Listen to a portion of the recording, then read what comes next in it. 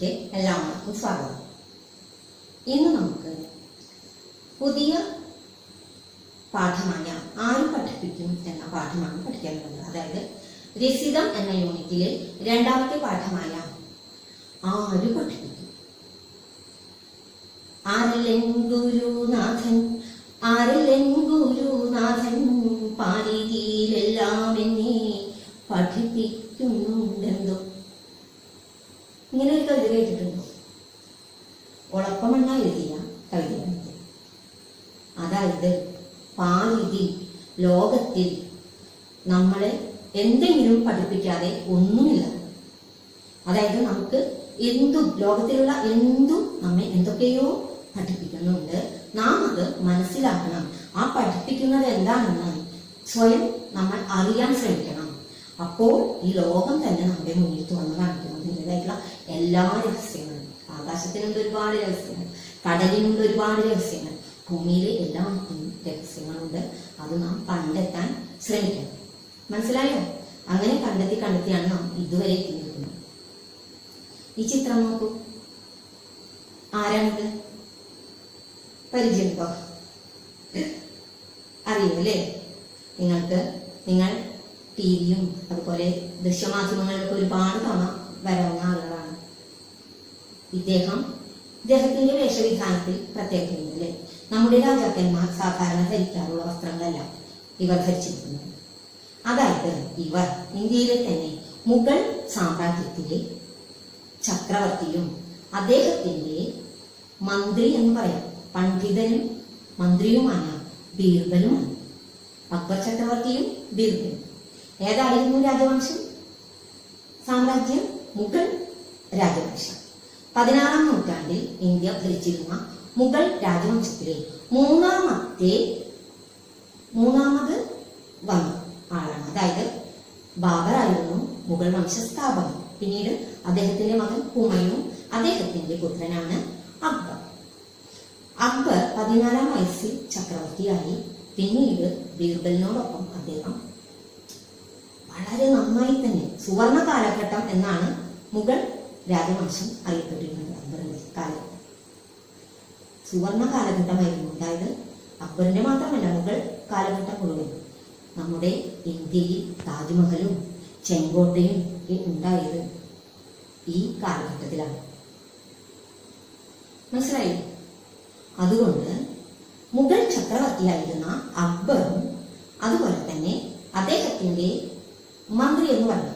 അതായത് പണ്ട് കാലങ്ങളിലൊക്കെ രാജസദസ്സിൽ അവർ ഏറ്റവും സാഹിത്യത്തിലും കലയിലുമൊക്കെ വളരെയധികം പാണ്ഡിത്യമുള്ളവരെയാണ് മന്ത്രിമാരൊക്കെ ആക്കിയിരുന്നത്. അങ്ങനെയുള്ള ഓരോ കാലഘട്ടത്തിൽ നവരത്നങ്ങൾ എന്നറിയപ്പെടുന്നവരുണ്ടായിരുന്നു. ആ അക്ബറിന്റെ കാലഘട്ടത്തിലെ 9 പേര്, നവരത്നങ്ങൾ എന്ന് പറഞ്ഞാൽ 9, അതായത് പാണ്ഡിത്യമുള്ള ജ്ഞാനികളായ 9 പേര്. അതിലൊരാളായിരുന്നു അക്ബറിന്റെ കാലഘട്ടത്തിലെ നവരത്നങ്ങളിൽ ഒരാളായിരുന്നു ബീർബൽ. അതിനു മുന്നും നവരത്നങ്ങൾ ഉണ്ടായിട്ടുണ്ട്. കൃഷ്ണദേവരായരുടെ കാലത്തിൽ, തെനാലി രാമൻ, അതുപോലെ തന്നെ വിക്രമാദിത്യന്റെ കാലത്തിൽ ഒക്കെ ഇതുപോലെ നവരത്നങ്ങൾ ഉണ്ടായിരുന്നു. 9 ജ്ഞാനികളെയാണ് ഉദ്ദേശിക്കുന്നത്. ജ്ഞാനി എന്ന് പറഞ്ഞാൽ, പണ്ഡിതൻ എന്ന് പറഞ്ഞാൽ ആരാണ്? അറിവുള്ള, ഏറ്റവും അറിവുള്ള വ്യക്തികളെയാണ് അവര് ഉപദേശകരായിട്ട് നിയമിച്ചിരുന്നത്. അങ്ങനെ ബീർബലും അക്ബറും, നിങ്ങൾ ഒരുപാട് കഥകളൊക്കെ കേട്ടിട്ടുണ്ടാകും. ബീർബൽ ഒരുപാട് കാര്യങ്ങൾ ചക്രവർത്തിയെ പഠിപ്പിക്കും. നല്ല രസത്തിൽ, നർമ്മത്തോടു കൂടിയിട്ടാണ്, ഹാസ്യ രൂപത്തിലാണ് എല്ലാം. ബീർബൽ ഒരു നല്ല തമാശക്കാരൻ പോലെ ഒരു വ്യക്തിയായിരുന്നു. അദ്ദേഹം കുട്ടികൊള്ളുന്ന വിധത്തിൽ അദ്ദേഹത്തിന് കാര്യങ്ങൾ പറഞ്ഞ് മനസ്സിലാക്കി കൊടുക്കും. അക്ബറിനാണെങ്കിലോ അതിലൊരു വിരോധവും ഇല്ല, കാര്യങ്ങൾ പഠിക്കാൻ ആഗ്രഹമുള്ള വ്യക്തിയായിരുന്നു. അങ്ങനെ ബീർബൽ അദ്ദേഹത്തിന് പഠിപ്പിച്ച ഒരു പാഠമാണ് നമുക്ക് പഠിക്കാനുള്ള, എന്താണ്? ആര് പഠിപ്പിക്കും എന്ന പാഠം. ബീർബലിന്റെ ശരിയായ പേര് മഹേഷ് ദാസ് എന്നാണ്. എന്താണ് ബീർബലിന്റെ ശരിയായ പേര്? പറയൂ. മഹേഷ് ദാസ്. മഹേഷ് ദാസ്. അക്ബറും ബീർബലും അവരാണ് ഇതിലെ കഥാപാത്രങ്ങൾ.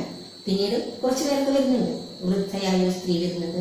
എന്താണ്, എങ്ങനെയാണ് പഠിക്കേണ്ടതെന്ന് അവരാണ് അവസാനം ഇദ്ദേഹത്തിന്, അക്ബർ ചക്രവർത്തിക്ക് പറഞ്ഞു കൊടുക്കുന്നത്. അതായത് എല്ലാം തികഞ്ഞിട്ടുള്ള ബുദ്ധിമാന്മാരൊന്നും ഭൂമിയിലില്ല. എല്ലാവരിൽ നിന്നും നമ്മൾ പാഠം ഉൾക്കൊണ്ടുകൊണ്ട് വേണം ജീവിക്കാൻ.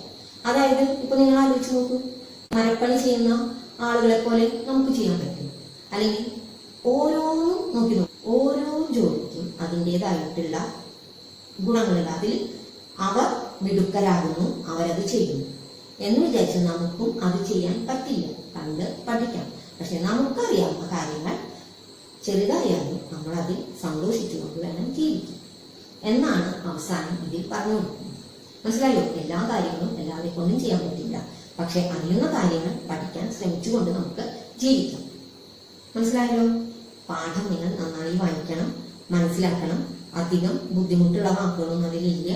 ആ വാക്കുകൾ പുറകുവശത്ത് കൊടുത്തിട്ടുണ്ട്. അത് നോക്കി മനസ്സിലാക്കി പാഠം വായിക്കുക. ടീച്ചർ ഒന്ന് വായിച്ചു തരും. ഇനി നമുക്ക് വിളംബരം തയ്യാറാക്കാം. എന്താണ് വിളംബരം? അതായത് ഇന്ന് കാലത്ത് നമുക്ക് ഒരു കാര്യം അറിയിക്കണമെങ്കിൽ പല രീതികളിലൂടെ നാം അറിയിക്കും. പൊതുജനങ്ങളെ ഒരു കാര്യം അറിയിക്കാനുണ്ടെങ്കിൽ ഇല്ലേ? പണ്ട് കാലത്ത് ഇങ്ങനെ പൊതുജനങ്ങളോട് എന്തെങ്കിലും കാര്യങ്ങൾ അറിയിക്കുന്നതിനാണ് വിളംബരം ചെയ്യുക എന്ന് പറയാം. അതായത് ഒരു ചെണ്ട, ഒന്നോ രണ്ടോ ചെണ്ടകൾ എടുത്തുകൊണ്ട് ആ കൊട്ടാരത്തിലെ ഭടന്മാർ ഡുൺ ഡുൺ ഡുൺ എന്ന് കൊട്ടിക്കൊണ്ട് നാടുനീളെ നടക്കും. ഇതാണ് വിളംബരം. ഇങ്ങനെ വിളംബരം നമുക്ക് തയ്യാറാക്കണം.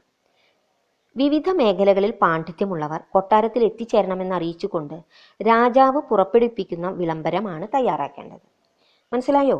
അതായത് രാജാവ് ബീർബലിനോട് ആവശ്യപ്പെട്ടല്ലോ, എനിക്കൊന്നും അറിഞ്ഞുകൂടാ, പാണ്ഡിത്യമുള്ളവരെ വിളിച്ചു കൊണ്ടുവരൂ, എനിക്ക് പഠിക്കണമെന്ന്.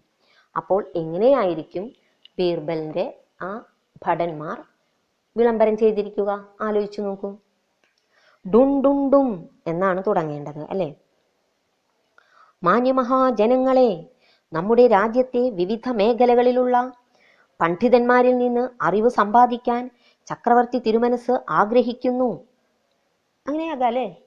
ആയതിനാൽ രാജ്യത്തെ വിവിധ മേഖലകളിൽ പാണ്ഡിത്യമുള്ളവർ, പ്രജകൾ എല്ലാവരും, പാണ്ഡിത്യമുള്ള എല്ലാ പ്രജകളും അടുത്ത ദിവസം കൊട്ടാര സദസ്സിൽ എത്തിച്ചേരണമെന്ന് മഹാരാജാവ് തിരുമനസ് അറിയിച്ചുകൊള്ളുന്നു.